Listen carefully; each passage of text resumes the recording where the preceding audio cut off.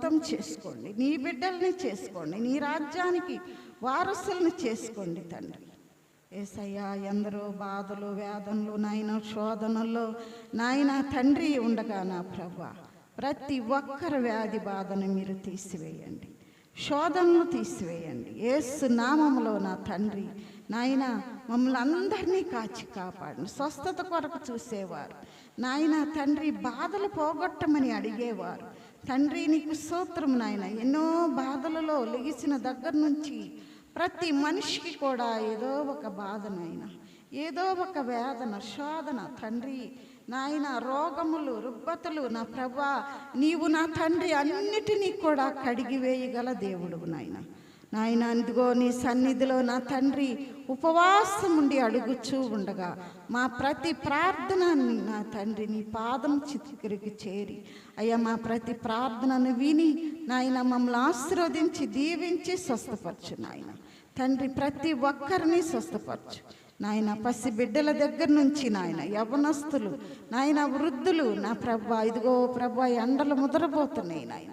ప్రతి ఒక్కరిని మీరు కాచి కాపాడండి తండ్రి. పరీక్షలు రాబోచుండగా ప్రతి పరీక్షలో నాయన బేబీ క్లాస్ నుంచి నాయన తండ్రి పీజీ వరకు కూడా నాయన ప్రతి ఒక్కరిని మీరు ముట్టి మంచి మార్కులతో బిడ్డల్ని నాయన తండ్రి మీరు సంపూర్ణముగా ముందుకు నడిపించమని, మంచి మంచి మార్కులతో నాయన జ్ఞానము జ్ఞాపక శక్తితో నాయన తండ్రి నిన్నే తలుసుకుంటూ నా తండ్రి బిడ్డలు ముందుకెళ్ళుటకు సహాయం చేయమని తండ్రి. ఇంకా ఎవరికి ఏ అవసరతలు ఉన్నాయో ప్రతి ఒక్కరిని కూడా మీరు ఆశీర్వదించి దీవించమని మా ప్రభువైన యేసు నామములో వేడుకుంటున్నాము తండ్రి. ఆమేన్, ఆమేన్, హల్లెలూయా.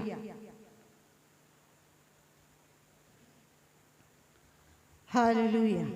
ఈరోజు మనము కీర్తన గ్రంథంలో నుంచి కొన్ని మాటలు, పశ్చాత్తాపపడే మాటలు, హృదయాలు కరిగే మాటలు మరి మనము నేర్చుకుందాం. అన్ని కీర్తనలే. కీర్తన భాగంలో నుంచి మనం చూద్దాం దావీదు ఎలా ప్రార్థిస్తున్నాడో విందాం.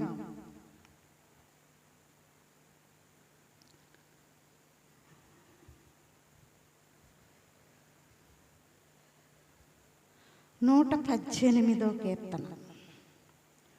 118వ కీర్తనలో మొర ఆలకించమని మొరపెట్టుచూ ఉన్నాడు. 18:5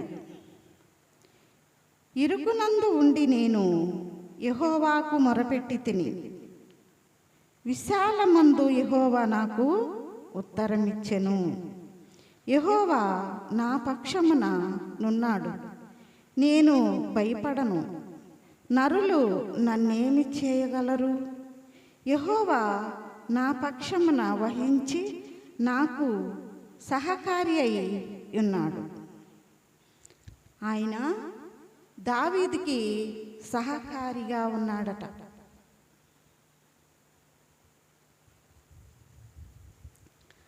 సహకారిగా ఉన్నాడని మరి నాకు భయము లేదు, ఇంకేం లేదు. నా పక్షమున నుండగా నేను భయపడను అంటున్నాడు.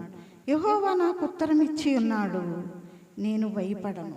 మనం ఎవరికి కూడా భయపడని అవసరం లేదు. ప్రభు మన పట్ల ఉన్నప్పుడు మనము ధైర్యముగా ఉండాలి. ఏమంటున్నాడు? నరుడు నన్నేమి చేయగలడు అంటున్నాడు. నరుడు ఏమీ చేయలేడు. దేవుడు ఆయన పక్షాన ఉండగా మరి ఆయనకి శత్రువులు ఉన్నారు. ఎవరు? తన మామగారే. తన మామగారు గురించే ఈ మాటలు. యెహోవా నా పక్షమును వహించి నాకు సహకారి అయి ఉన్నాడు.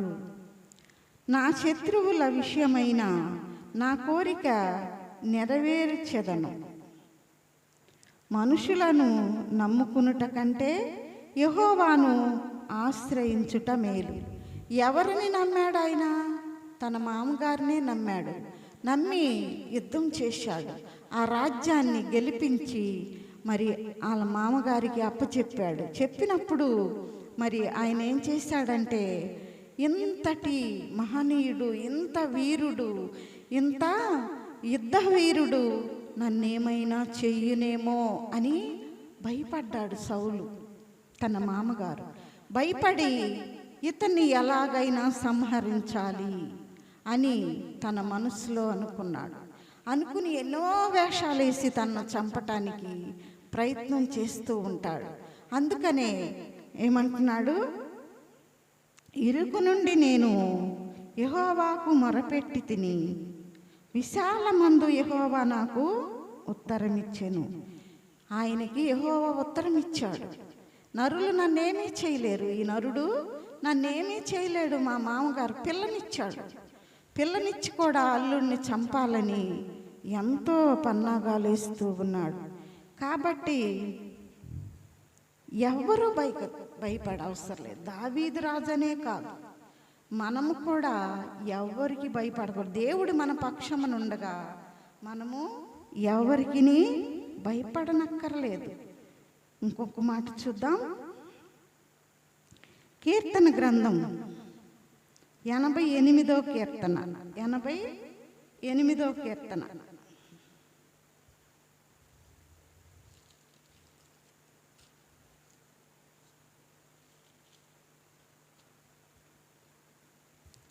హల్లెలూయా.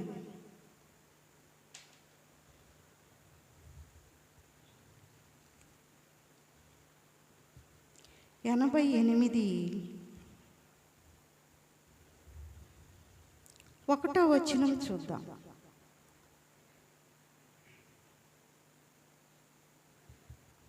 కోరాహు కుమారులు గీతం పాడిన ఈ పాట చూద్దాం. యెహోవా నాకు రక్షణకర్తయగు దేవా, రాత్రివేళ నేను నీ సన్నిధిని మొరపెట్టున్నాను. నా ప్రార్థన నీ సన్నిధికి చేరునుగాక. ఏమంటున్నాడు? నా ప్రార్థన నీ సన్నిధికి చేరునుగాక. నా మొరకు చెవియొగ్గుము. నేను ఆపదలో ఆపదతో నిండి ఉన్నాను. నా ప్రాణము పాతాళమునకు సమీపించి ఉన్నది. సమాధిలోకి దిగువారిలో నేనొకనిగా ఎంచబడి తిని, నేను ప్రాణము లేని వాని వలె అయితిని. చచ్చిన వారిలో విడవబడిన వాడినైతిని.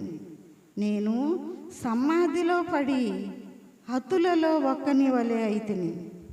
ఏమంటున్నాడు ఇతను? కోరాహు కుమారులు పాడిన గీతం ఇది. కీర్తనకారుడు కీర్తన పాడాడనమాట. ఇది కోరాహు కుమారులు చెప్పుకున్న ప్రార్థన. యెహోవా నాకు రక్షణకర్తవగు దేవా, రాత్రివేళ నేను నీ సన్నిధిని మొరపెట్టుచున్నాను. నా ప్రార్థన నీ సన్నిధికి చేరునుగాక. నా ప్రార్థన నీ సన్నిధికి చేరునుగాక అని మొరపెట్టుతున్నాడు యెహోవా దేవునికి. మొరపెడితే ఆయన మొరపెట్టిన వారిని విడిచే దేవుడు కాడు. ఆయన ఏమంటున్నాడు? నా ప్రార్థన నీ సన్నిధికి చేరునుగాక. నా మొరకు చెవియొగ్గుము. నేను ఆపదలో నిండి ఉన్నాను. ఆపదలో ఉన్నాడంట. ఆపదలో ఉన్నప్పుడు ఎవరిని కూడా దేవుడు విడిచిపెట్టడు. ఆపద నుంచి కాపాడుతాడు. సమాధిలోకి దిగినట్టుగా అతను వేదన చెందుతున్నాడు, బాధపడుతూ అంటున్నాడు, నన్ను నా మొర ఆలకించుము అంటున్నాడు. నాకు చెవియొగ్గుము. నా మొర, నా ప్రార్థన నీ సన్నిధికి చేరునుగాక అంటూ ఉన్నాడు. మరి ఈ ప్రార్థన ఎంతో దుఃఖములో ఉండి చేసిన ప్రార్థన అన్నమాట. మరి ఇంకొక వచనం చూద్దాం. వచనం 88వ కీర్తనలో 8వ వచనం చూద్దాం. చివరి మాట, నీవు వారి దృష్టికి నన్ను హేయునిగా చేసి ఉన్నావు. వెలుపలికి రాకుండా నేను బంధింపబడి తిని, బాధ చేత నా కన్ను క్షీణించుచున్నది. యెహోవా, ప్రతి దినము నేను నీకు మొరపెట్టుచున్నాను, నీ వైపు నా చేతులు చాచుచున్నాను. మృతులకు నీవు అద్భుతములు చూపెదవా? ప్రేతలకు లేచి నిన్ను స్తుతించెదరా? సమాధిలో నీ కృపను ఎవరైనా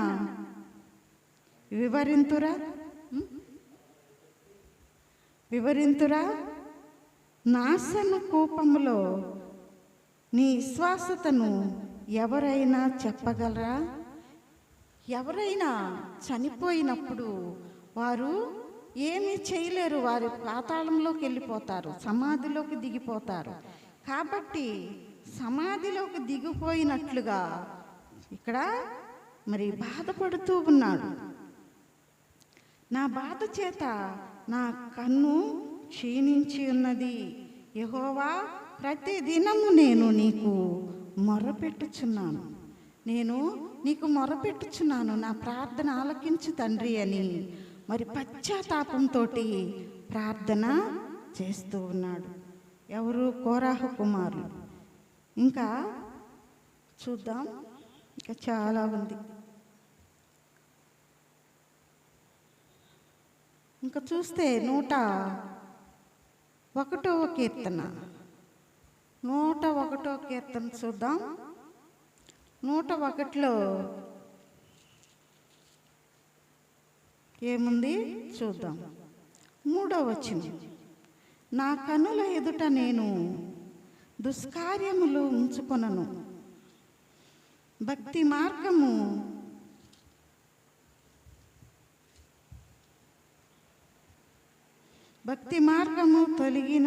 తొలగిన వారిని,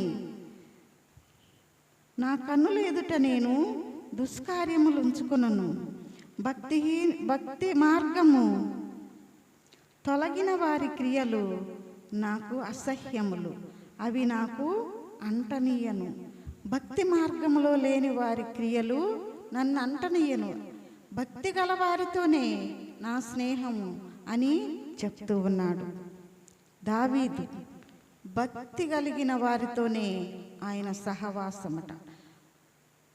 భక్తి మార్గము తొలగిన వారి క్రియలు నాకు అసహ్యములు, అవి నాకు అంటనివ్వను. ఆయన భక్తిహీనుల్ని అంటనివ్వను, అసలు వాళ్ళతో సహవాసం చేయడంట. ఎవరైనా సరే భక్తి గలవారితోనే నా సహవాసం అన్నట్టుగా దావీదు కుమారుడు చెప్తూ ఉన్నాడు. మూర్ఖ చిత్తులు నా ఎదుట నుండి తొలగిపోవలెను, ద్వేషమును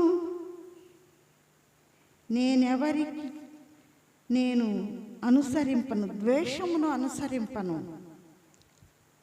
తమ పొరుగువానిని చాటుగా దూషించు వారిని నేను సంహరించేదను. చాటుగా దూషించే వారిని చంపివేస్తాడంట. మరి అహంకార దృష్టి గలవారిని, గర్వించిన హృదయము గలవారిని నేను సంహరింపను. ఏమంటున్నాడు? అహంకారం ఉండకూడదు, దేవుని బిడ్డలకి అహంకారం ఉండకూడదు, మరి పాపం అంటకూడదు, దుష్కార్యములు చేయకూడదు. మరుగువాణిని చాటును దూషిస్తున్నారు. చాటునే కాదు, యథార్థంగా కూడా దూషించుతారు. నేను కూడా దూషించాను మొన్న ఒక రోజున, ఎవరో తెలీదు, కడుపు మండింది, తిట్టిపాడేశాను. కాబట్టి మరి ఎవరు కూడా అందరము పాపులమే. మనము ఏ పాపమును మనకి అంటనీయకూడదు, దుష్కార్యములు అంటనివ్వను. అహంకార దృష్టి గలవారిని, గర్వించిన హృదయం గలవారిని నేను అపహసింపడంట. అహంకార దృష్టి గలవారితో అసలు మాట్లాడనని ఆయన చెప్తూ ఉన్నాడు. అలాగే ఇంకొక వచనం చూద్దాం.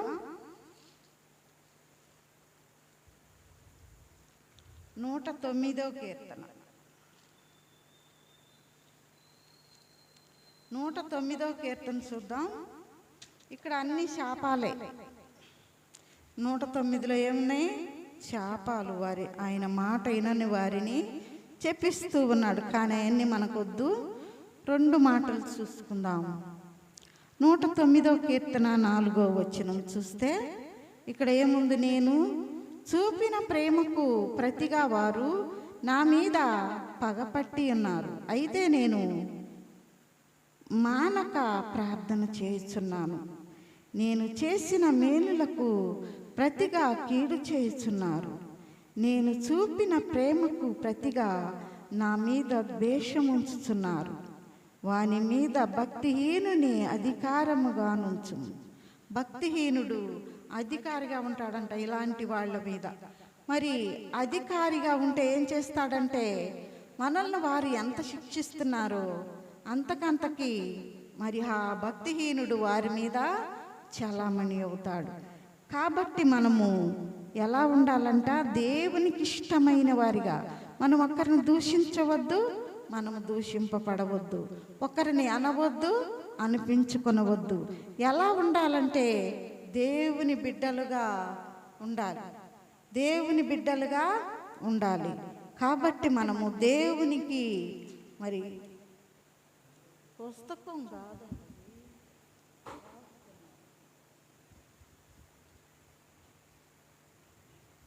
ఇక్కడ ఎన్నో చూస్తే కింద అన్నీ కూడా శాపాలే ఉన్నాయి. ఎవరికి?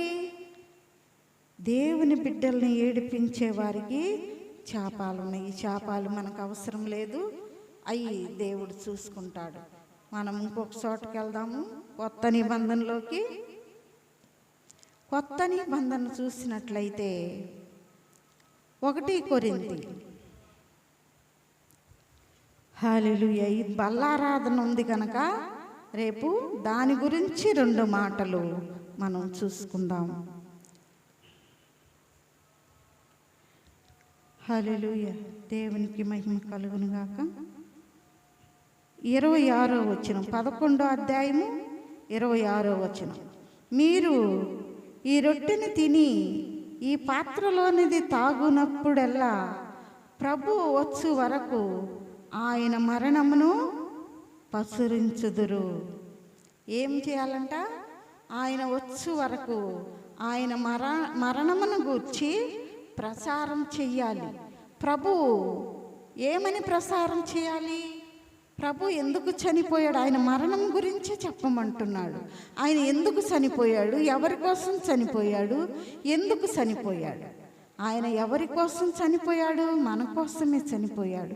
కాబట్టి ప్రసారం చేయమంటున్నాడు. ప్రభువా, నీవు నా కోసమే చనిపోయావు, నన్ను క్షమించయ్యా, నా పాపములు మన్నించయ్యా అని మనం ఎప్పుడూ కూడా ఆయన్ని జ్ఞాపకం చేసుకోవాలని ఇక్కడ రాసి ఉంది. మీరు ఈ రొట్టెను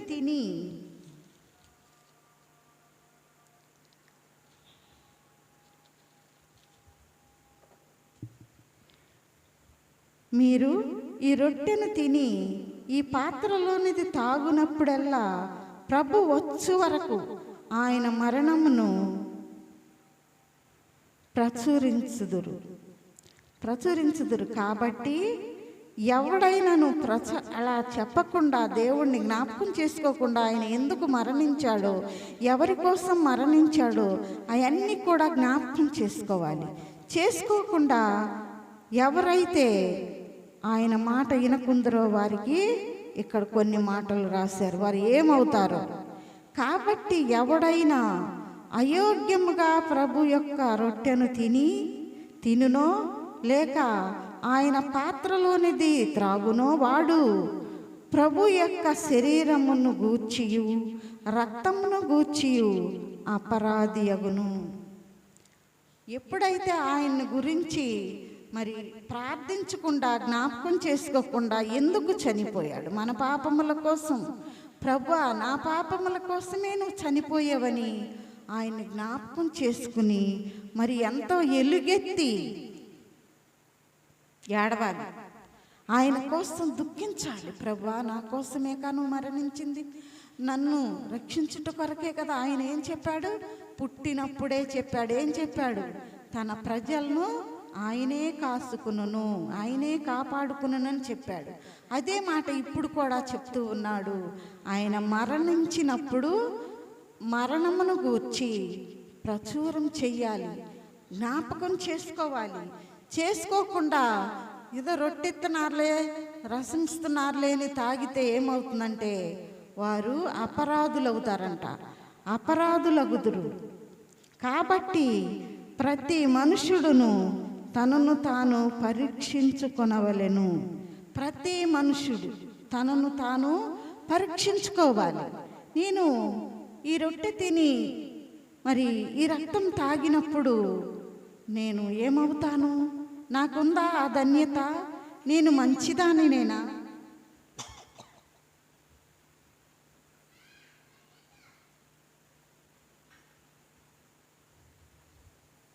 ఆయన శరీరము తిని ఆయన రక్తం తాగుటకు నేను యోగ్యురాలినేనా?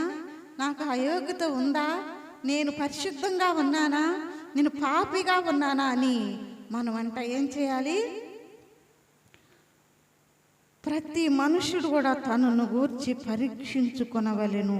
నాలో ఏమైనా దోషముందేమో, పాపముందేమో, తండ్రి నన్ను కడుగు, నన్ను క్షమించు, నేను ఈ పాత్రలో చేయవేయుటకు, నీ బల్లలో చేయవేయుటకు నేను యోగ్యురాలను కానని పశ్చాత్తాపడాలి. మనం ఏమేం పాపాలు చేస్తున్నామో, ఎన్ని మాటలు తోలుతున్నామో, ఎంత పాపం చేస్తున్నామో, ఎవరికి ద్రోహం చేస్తున్నామో అవన్నీ కూడా తలుసుకుని దేవునికి అవన్నీ అప్పచెప్పి మళ్ళీ మనం పాపం చేయకూడదు. అప్పచెప్పిన తర్వాత మళ్ళీ దాని జోలికి మనం వెళ్ళకూడదు. ఏ పాపమును చేయకుము అని ఎవరితో చెప్పాడు?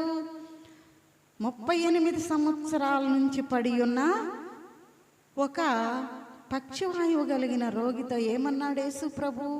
ఇదిగో నీ పాపములు క్షమించబడినవి, కాబట్టి నీవు మరి ఎక్కువ పాపం చేయకుము. చేసావంటే నీకు ఇంతకన్నా ఎక్కువ శిక్ష పడుతుందని చెప్పాడు. మరి అలాగే మనం కూడా తప్పులు ఒప్పుకున్న తర్వాత మనం ఏం చేయాలంట? ఇక ఆ తప్పు చేయకూడదు, ఆ పాపం జోలికి వెళ్ళకూడదు, ఎవరిని దూషించకూడదు, ఎవరికి ద్రోహం చేయకూడదు, దొంగతనం చేయకూడదు, దోచుకోకూడదు, సాటి సహోదరుల మీద నిందలు మోపకూడదు, నిందించకూడదు. కాబట్టి అలాంటివన్నీ తీసివేసుకుని రేపు బల్లలో చేయి వేయాలి. ఎవరైనా సరే బల్లలో చేయి వేసే ప్రతి సహోదరుడు కూడా దేవునికి ఈ మాటలు అప్పచెప్పాలి. అప్పచెప్పి మరి వారు బల్లలో చేయి వేయాలి. వేయకపోతే ఏమవుతారో చూడండి. కాబట్టి ప్రతి మనుష్యుడు తనను తాను పరీక్షించుకొనవలెను. అలాగు చేసి ఆ రొట్టెను తిని ఆ పాత్రలోనిది తాగవలెను. ప్రభు శరీరమని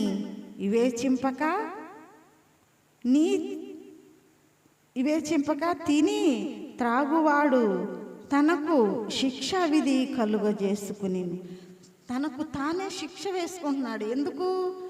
ఏమీ ఒప్పుకోకుండా, పాపాలు చేయకుండా ఉండకుండా, పాపాలు చేస్తూ తప్పులు ఒప్పుకోకుండా ఏం చేస్తున్నాడు? బల్లలో చేయి వేస్తున్నాడు. బల్లలో చేయి వేస్తున్నారు ప్రతి ఒక్కరూ. బల్లలో చేయి వేసినప్పుడు దేవుడు ఏం చేస్తాడంట? వారిని శిక్షించుతాడు. తనకు శిక్షా విధిని కలుగుటకే దీనిని త్రాగుచున్నారు. అందువలన ఏమవుతున్నారు చూడు, ఏమంటున్నాడు? శిక్షా విధిని కలుగుటకే దీనిని త్రాగుచున్నారు. అందువలననే మీలో అనేకులు బలహీనులను రోగులునై ఉన్నారు. ఏమై ఉన్నారు? అయోగ్యముగా బల్లలో చేయి వేసినప్పుడు ఎలా ఉంటారంట? వారు బలహీనులు. వారి దగ్గర బలం ఉండదు. ఏముంటుంది? బలహీనులను రోగులునై ఉన్నారు. చాలామంది నిద్రించుచున్నారు. చాలామంది నిద్రించటం అంటే ఏమిటి? చనిపోతున్నారు. వారికి శిక్ష పడిపోతుంది. దేవుని బల్లలో చేయి వేయాలంటే ధైర్యం ఉండాలి, భయం ఉండాలి, దేవునికి భయపడాలి, ధైర్యం తెచ్చుకోవాలి, ఆ తప్పులన్నీ ఒప్పుకోవాలి, ఆ శాపాలన్నీ తొలగిపోవాలి. అప్పుడే బల్లలో చేయి వేసే అధికారము దేవుడు మనకిస్తాడు. లేకపోతే శిక్షా విధిని మనకు మనమే తెచ్చుకున్నట్లుగా ఉంటుంది. చాలామందిని ఎదిరించుతున్నారు. అయితే మనలను మనమే విమర్శించుకుని ఎడల తీర్పు పొందకపోదుము. మనల్ని మనమే విమర్శించుకుని, నేను చేయగలనా, నేను ఎన్నో తప్పులు చేశానే, ఎంతో దూషించానే, ఎన్ని పాపాలు చేశాను, దొంగతనాలు చేశాను, నిందలు వేశాను, ఇవన్నీ కూడా చేశాను కాబట్టి నేను బల్లలో చేయి వేయుటకు అర్హుడను కాను, అర్హురాలును కాను. కాబట్టి నేను బల్లలో చేయి వేయకూడదని పశ్చాత్తాపడి ఏడ్చి మరి దేవుని దగ్గర దీవెన పొందుకుని అప్పుడు మనం బల్లలో చేయి వేయాలి. కాటి జోలికి వెళ్ళకూడదు, ఇంకెవరిని తిట్టకూడదు, ఎవరిని కొట్టకూడదు, ఎవరి సొమ్ము దోసుకోకూడదు, దొంగతనాలు చేయకూడదు, పాపం చేయకూడదు. నోటి పాపం, శరీర పాపం. మరి దొంగ లెక్కలేస్తారు కొంతమంది, దొంగ లెక్కలేసి దోసుకుంటారు. అలా కాదు, ఎవరైనా పచ్చగా ఉన్న వాళ్ళని చూస్తే వ్యసన పడతారు. ఇవన్నీ మనకి కుళ్ళే, ఒంట్లో కుళ్ళిపోతారనమాట. రోగాలని చెప్తున్నాడుగా దేవుడు, బలహీనులను రోగులనై ఉంటారని. చాలామంది అయితే చనిపోతారు. దేవునికి మాటకి విలువివ్వాలి. ఎవరు కూడా ఆయన మాటకి వ్యతిరేకముగా బల్లలో చేయి వేసిన వెడల వారికి శిక్ష పడుతుందని ఇక్కడ తిని తాగుదురో ఇలా వలననే మీలో అనేకులు బలహీనులను రోగులునై ఉన్నారు, చాలామంది నిద్రించుచున్నారు. కాబట్టి మనము చచ్చేవారిగా ఉండవద్దు, శిక్ష తెచ్చుకునేవారిగా ఉండవద్దు, దేవుని దీవెన తెచ్చుకునేవారిగా ఉండాలి. దేవునికి లోపడాలి, పశ్చాత్తాపడాలి. మనము మనుషులు ఏదో ఒక విధంగా నోటి ద్వారా కంటి ద్వారా ఏదో ఒక విధంగా పాపం చేస్తాం. మరి చాలామంది అయితే నరహంతకులు, దొంగలు, దోసుకునేవారు, మరి శరీర పాపం చేసేవారు, అబద్ధికులు, బింకములాడువారు, వీళ్ళందరికీ ఏంటి శిక్ష? దేవుడే ఇస్తాడు. ఆ శిక్షలు వేయటకు మనము ముందుకు రాకూడదు. అది దేవునికే అప్పు చెప్పాలి. కనుక మనము దేవునికి అప్పు చెబుదాం, మన పాపాలను ఒప్పుకుని ధైర్యంగా రేపు బల్లలో చేయి వేయాలి.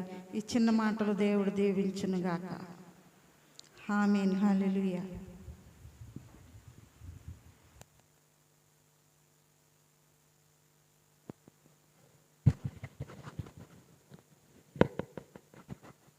దేవుని మహాకృపను బట్టి ఇప్పటివరకు చక్కని మాటలు అందించిన సేవకురాలకి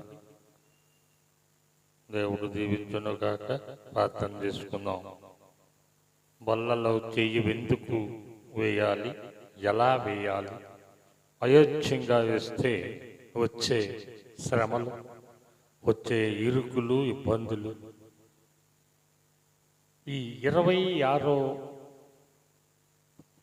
వచనం దగ్గర నుండి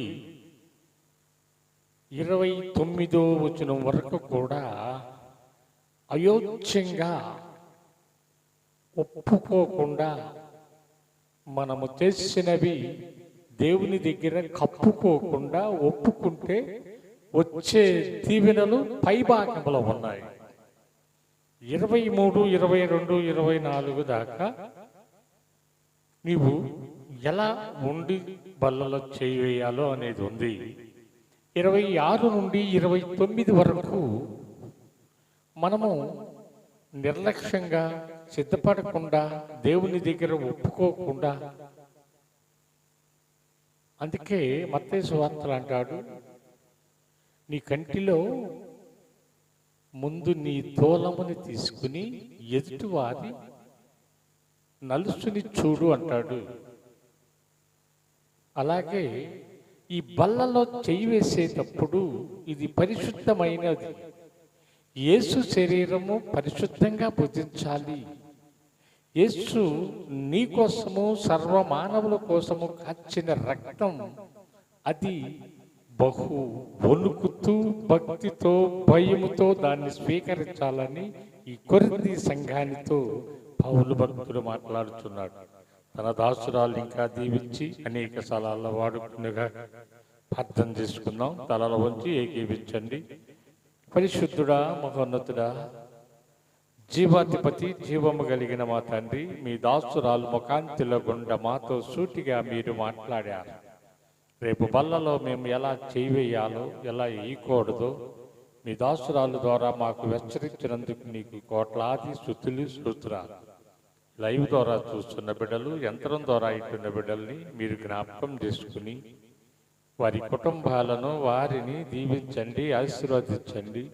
రేపు బల్ల కోసము అందరినీ కూడా సిద్ధపరిచి నీ సన్నిధానికి నడిపించండి. ఈ గాబ్రియల్ మినిస్ట్రీస్ని, ఈ కలవరి యెరూషలేము మందిరాన్ని, యూట్యూబ్ ఛానల్ని, క్రీస్తు మార్గం ఛానల్ని మీరు దీవించి ఆశీర్వదించి మీ కృపలో వర్ధిల్ల చేయమని యేసు నామములో ప్రార్థన చేసి అడుగుతున్నాము తండ్రి. ఆమేన్, ఆమేన్, హల్లెలూయా. తండ్రి అయిన దేవుని దీవెన, తన కుమారుడైన యేసుక్రీస్తు కృప, పరిశుద్ధాత్మనోన్న సావాసము సన్నిధి మనకి సకల పరిశుద్ధులకు సదా తోడై డైలీ కాపాడి నడిపించునుగాక.